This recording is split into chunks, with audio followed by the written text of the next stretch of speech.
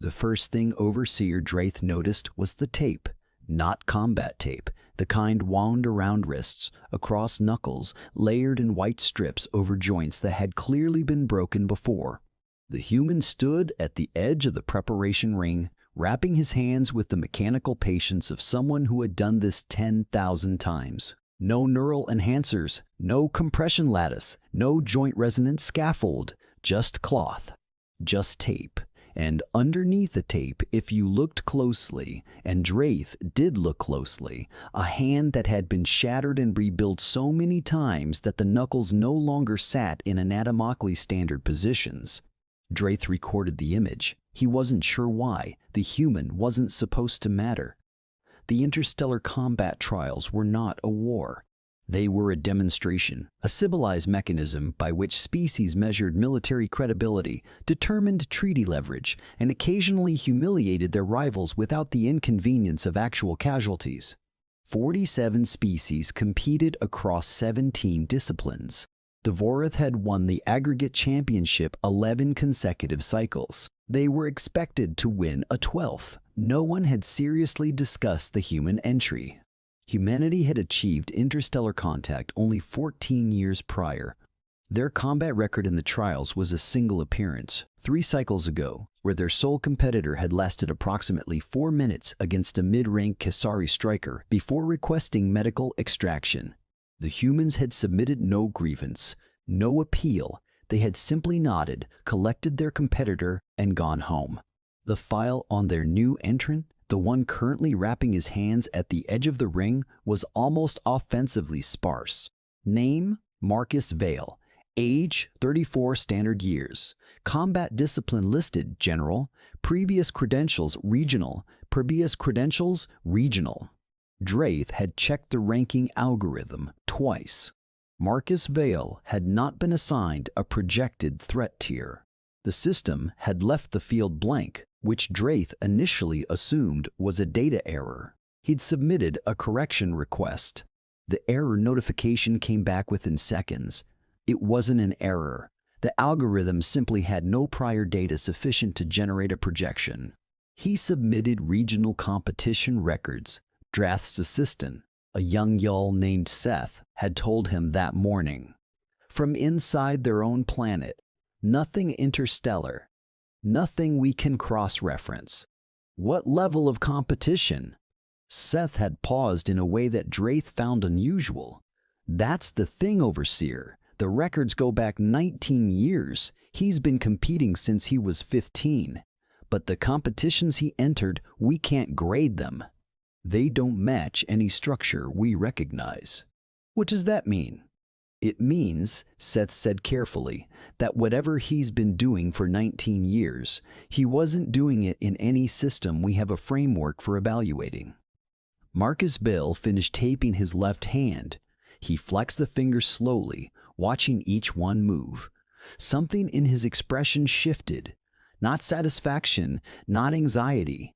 Something quieter. The look of a person taking inventory of damage they've long since made peace with. A Vorath representative approached him. Broad-framed, standing nearly a full head taller, with the characteristic bioluminescent markings along the jaw that indicated veteran combat status. His name was Oren Sek, and he was the reigning aggregate individual champion. "You are the human fighter," Oren Sek said. "Not a question." "That's right," Marcus said. He didn't look up from his hands. "Your first discipline match is against Preth of the Kasari. He will attempt to end the bout in under 3 minutes. He has done so in his last 22 consecutive matches." "I know." Oren Sek tilted his head. The bioluminescence shifted color. Curiosity, or something adjacent to it. "You are not concerned." Marcus finally looked up. "I'm concerned about a lot of things, such as whether this tape is going to hold." Auron Sek stared at him for a long moment. Then he walked away. Draith, watching from the observation platform, noted the exchange in his log and added a single line. Human did not behave in expected pre-competition manner. Cause unclear. Preth of the Kasari was not cruel. He was simply efficient. His species had evolved for this. The dense musculature, the triple-jointed, striking limbs, the neurological processing speed that allowed him to read body mechanics in real time and exploit structural weaknesses in under 2 seconds of engagement.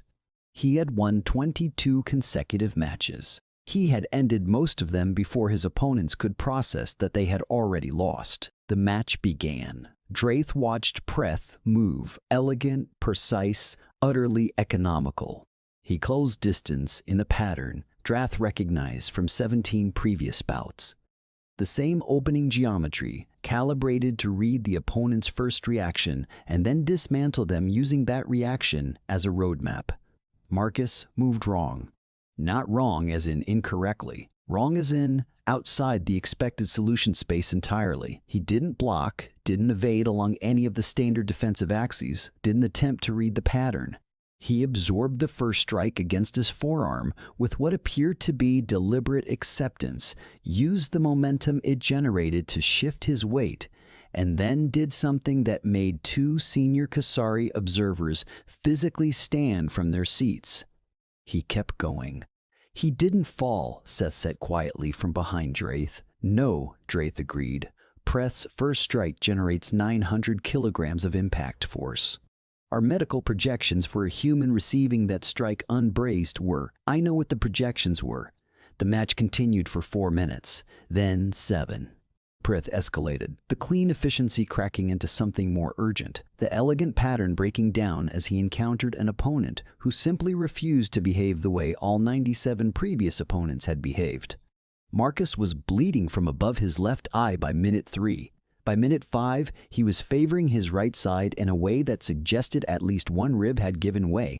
He kept going. At minute 9, Marcus landed a strike combination that no one in the observation platform's collective experience had ever seen in a formal combat context. It wasn't beautiful. It wasn't technically superior. It was something rawer than that. A sequence that looked less like trained technique and more like the movement of someone who had spent 19 years learning specifically how to hurt something that was trying to hurt them first. Preth went down. The silence in the observation hall lasted almost 6 full seconds. That technique, Draith said, his voice careful. What discipline was that from? Seth scrolled through her datapad. Scrolling. I can't find it. Cross-reference Interstellar Combat Archives. I did. It's not there. She looked up. Overseer, I don't think that's from any discipline. I think he just made that up. The trials had a point structure, a bracket, a sequence of escalating disciplines. Marcus Vale moved through the first round like something that shouldn't statistically be capable of moving at all.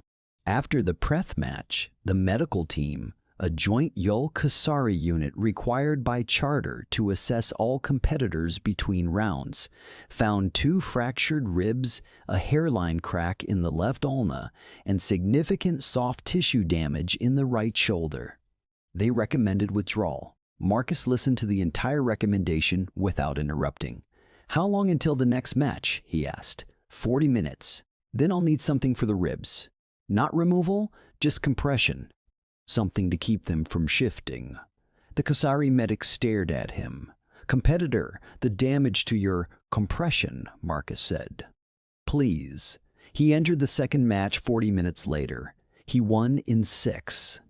Draith had begun keeping a separate log by this point, a personal one, separate from the official trials documentation. He titled it simply, Observations, Human. He filled 3 pages before the first day ended. The third mystery that was assembling itself in his mind, beneath the question of the tape, beneath the question of the technique, beneath the now expanding question of what exactly 19 years of unclassifiable training had actually produced, was the most unsettling of all. Marcus Vale did not seem surprised by any of this. Not by the pain, not by the wins, not by the silence of the observers who didn't know how to react to what they were watching. He had come here knowing something. Draith just didn't yet understand what. Between day 1 and day 2, The betting markets, which ran independently of the trial's official structure and were technically extra-legal in 4 of the 17 participating jurisdictions, moved the humans' odds from unranked to a figure that caused 3 separate market oversight committees to flag the movement as potentially fraudulent.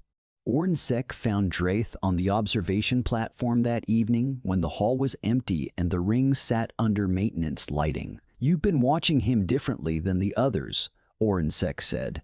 "I watch all competitors. Not the way you watch him." The Varith champion stood at the railing, looking down at the empty ring. "I've competed for 9 cycles. I've seen every variant of fighter this galaxy produces. Strong ones, fast ones, ones with biological advantages we had to petition to regulate. And," Ornsek was quiet for a moment, "the dangerous ones, the ones who actually change outcomes. They're never the strongest. They're the ones you can't predict. Because predicting someone requires that they behave within a framework you understand." He paused. "Drath, what framework does the human operate in?" Drath thought about the tape, about the fractured hand underneath it, about 19 years of records that didn't match any system the galaxy recognized. "I don't know yet," he said. "That," Ornsek said quietly, "is the answer that concerns me." The rehook arrived the next morning, and it arrived the way the worst revelations always do. Not dramatically, but quietly, buried inside a routine records verification. Seth set the datapad on Drath's desk without speaking. He looked at her. She pointed at the screen. The humans' regional competition records had been re-examined overnight by a Yull archival analyst who had more experience with cross-species data translation. What the system had initially flagged as unclassifiable, the 19 years of competitions in an unrecognized structure, had now been partially decoded. Marcus Vale had not been competing in a minor regional league. He had been training in 7 simultaneous disciplines across 19 years, consecutively, concurrently. Disciplines that his planet's various combat traditions had developed in total isolation from each other. Traditions that had spent centuries at war with each other, that had never been designed to be combined, that were in several technical respects fundamentally incompatible. He had been cross-training across systems that were never meant to coexist. And for the last 11 years, those records showed something else. A secondary column that the translation had initially misread as administrative notation. They were injury logs. He documented every injury, Seth said. Her voice had gone flat in the way it did when she was controlling her reaction. Every fracture, every tear, every structural compromise. And then, this is the part I can't explain. There are notes beside each one. What he was doing when it happened. What he learned from it. Drath stared at the screen. He was cataloging how to continue despite specific damage, he said slowly. Not just continue. Seth pulled the record to a wider view. Over, sir. Look at the pattern. Each injury type appears multiple times in the log. Same category of damage, different occasions. The understanding settled over Drath with a weight that felt physical. Marcus Vale hadn't sustained these injuries despite training hard. He had encountered them, documented what they felt like and what they limited, and then found out, through additional encounters, additional injuries, deliberately accepted, methodically studied, exactly how far he could still function with that specific damage active. He had spent 11 years learning, at personal cost, the precise shape of his own breaking points. He knows exactly what he can survive, Drath said. Yes. Which means when the Kasari medics told him to withdraw yesterday, he already knew they were wrong, Seth finished. He knew because he'd had that exact injury before, and documented what it allowed him to still do. The room held that fact for a long moment. Drath thought about everything the observation platform had interpreted over the past day. The tape, which they had seen as primitive. The absorb strike, which they had attributed to recklessness. The refusal to withdraw, which every medical observer had assessed as either ignorance or psychological instability, none of it had been recklessness. None of it had been ignorance. He had simply already known what they were only now discovering. Day 2 of the trials brought Marcus against a Vorith striker, not Orinsek, a junior champion, someone the Vorith fielded expecting a swift resolution that would preserve Orinsek's energy for the deeper rounds. The bout lasted 11 minutes. Marcus lost the first 6 of them in any objective technical sense. The Vorith striker was faster, cleaner, and operating at full capacity while Marcus was carrying damage from the day before. The observers began murmuring. The betting markets flickered. Then something shifted. Not in Marcus's technique. In his pacing, he had been absorbing the Vorith striker's rhythm, not fighting it, not disrupting it, simply learning it. And somewhere around the 7th minute, when the striker moved into a sequence he'd executed successfully, 3 times already, Marcus was not where he expected him to be. The bout ended in the 9th minute. The junior Vorith champion sat on the ring floor looking at his own arm with an expression that Draith recognized because he was beginning to feel it himself, bewilderment. He adjusted, the Vorith competitor said to the medical team helping him stand. In the middle of the match, he wasn't fighting the same way at the end as he was at the beginning. Fighters adapt, the medic said. Not like that. Not that much. He looked toward the corridor where Marcus had disappeared. It was like he was losing on purpose, like he was using the losing to figure something out. Hen the Bornsek met Marcus in the corridor after the match. Draith, following at an appropriate distance for a documentation observer, heard the exchange. You were using the first 6 minutes, Orinsek said, no preamble. Marcus was pressing a cloth to the new cut above his right eye. The left one had mostly sealed. He glanced up. Was I?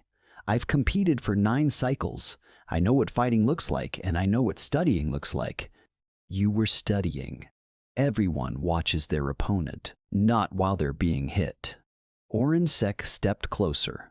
His bioluminescence shifted to a deep amber, an emotion Draith had never seen on the champion's face before.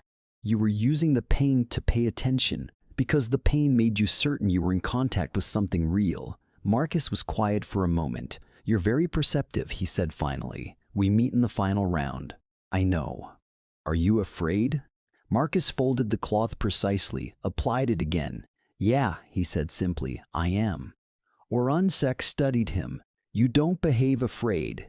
Being afraid doesn't mean you stop. Marcus looked up. It just means you know what's at stake. Knowing what's at stake means you pay attention harder. A pause. I've been afraid for 19 years. I got pretty good at working with it. Orinsek walked away without responding. Draith wrote 6 pages that night.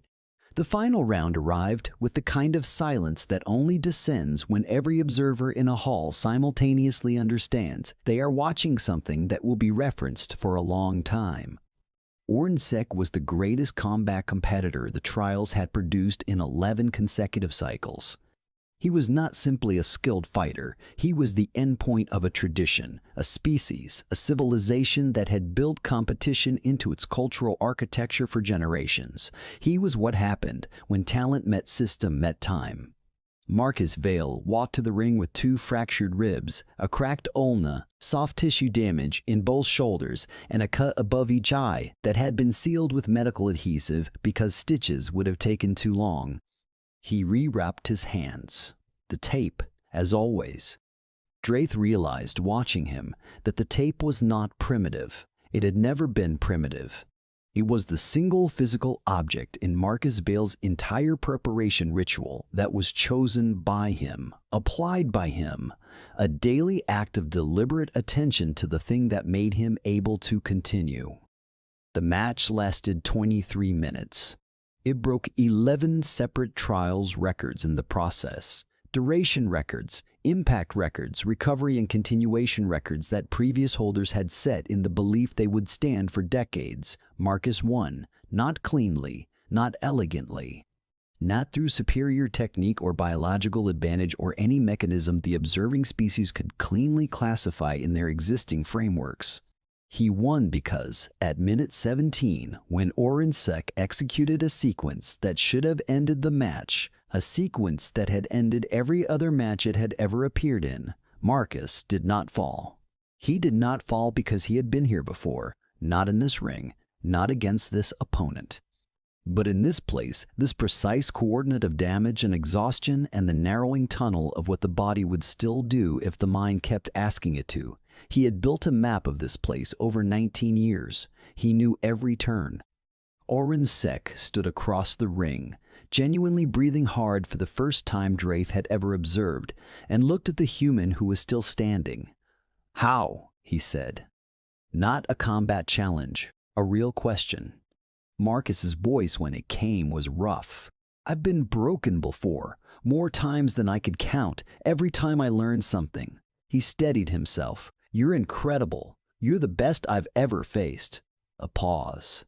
"But you never had to learn what it feels like to keep going after you should have stopped. Because you never had to." Orensek looked at him for a long moment. The amber bioluminescence had shifted to something Draith had no color language for. "Something new. That is your advantage," Orensek said. "It's the only one I have." The match concluded 11 seconds later. In the aftermath, in the official documentation, in the 47 species political calculations that shifted as a result of that outcome, in the betting market audits and the record reviews and the unprecedented petition to have Marcus Vale's training methodology classified and archived as a new formal discipline, Drath filed one personal note. Not for the official record, for himself. "We watched the human walk into a ring with a broken body and a record no system could evaluate and win against the greatest competitor this galaxy has produced in a generation. And we called it surprising. We called it an upset. We called it unpredictable. We were wrong about all of those. Nothing about Marcus Vale was unpredictable. If you understood the thing we all failed to understand from the beginning. He did not come here to prove he was stronger than Orensek. He was not stronger. He came here because he had spent 19 years practicing a single skill that no civilization in this trial's history had ever needed to formally develop, the skill of not stopping. We laughed at the tape. We laughed at the regional records. We laughed at the unranked threat tier. And while we were laughing, he was wrapping his hands. He had always been wrapping his hands. That is the thing I cannot stop thinking about. Not the victory, not the records. The tape. Every morning for 19 years, a human sat down and wrapped his broken hands in cloth. Not because it fixed them, not because it made him whole, but because it meant he was continuing anyway. That is what we did not have a framework for. That is what we still do not have a framework for. The human did not defeat Orensek today. He simply refused to stop long after the rest of us would have. And apparently in the end, that was enough. Enough.